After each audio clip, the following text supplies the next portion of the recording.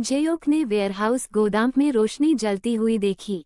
वह अपनी भावनाओं में उलझा बाहर झिझका, फिर आखिरकार अंदर चला गया, ये जानते हुए कि सेजी उसका इंतजार कर रही होगी। वेयरहाउस के अंदर मेज पर सेजी ने चुपचाप जेयोक के लिए नई किताबें तैयार की थीं। दोनों थोड़ी देर शांति से बैठे रहे, किसी ने भी चुप्पी तोड़ने की हिम्मत नहीं की। आखिरकार सेजी उसकी ओर मुड़ी और धीरे से पूछा, क्या तुम्हें जिज्ञासा नहीं है कि कन्फेशन में क्या हुआ? क्या तुम जानना नहीं चाहते? उसने स्वीकार किया कि उसने हायन से लव कन्फेशन नहीं की थी। हैरान होकर जेयोक ने पूछा, क्यों? सेजी ने हल्की सी मुस्कान बिखेरी और जवाब दिया, क्योंकि मैं पढ़ाई पर ध्यान देना चाहती हूँ, लेकिन दूसरों को मत बताना। मैं उन्हें निराश नहीं करना चाहती। जब यूनिवर्सिटी एंट्रांस एग्जाम आएगी तो बस मेरे लिए एक बड़ी कैंडी खरीद लेना। शायद इससे मुझे बेहतर करने में मदद मिलेगी। अगले दिन स्कूल में सेजी का दिल थोड़ा बैठ गया जब उसने जेयोक को इन घुंघराले बालों वाली लड़की के साथ बातचीत करते देखा। ईर्ष्या की एक लहर आई, हालांकि उसने उसे छिपाने की कोशिश की। उसी रात जेयोक की मां ने सोफे पर एक बड़ा उपहार रखा हुआ देखा।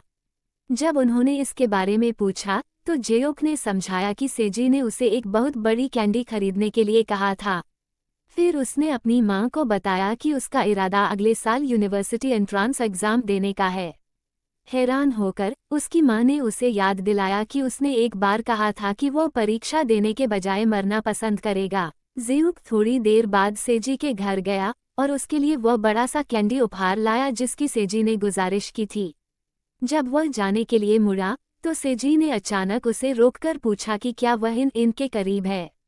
बिना किसी हिचकिचाहट के जेयोक ने उसे यकीन दिलाया कि वह नहीं है। फिर उसे परीक्षा के लिए शुभकामनाएं देकर वह चला गया। प्रवेश परीक्षा का दिन आ गया। शुभचिंतकों के बीच सेजी को एक खास सरप्राइज मिला, एक हंसमुख भालू शुभंकर से एक विशाल उपहार बैग। जब उस मास्कॉट का कॉस्ट्यूम उतरा तो वह कोई और नहीं जेयोक था। उसका दिल गर्मजोशी से भर गया। आने वाले दिनों में नतीजों का इंतजार करते हुए सेजी के फ्रेंड्स ने मसालेदार चावल के केक खाने के लिए मुलाकात की, लेकिन सेजी ने ये कहकर खुद को अलग कर लिया कि उसे अपनी मां की मदद करनी है। जेयोक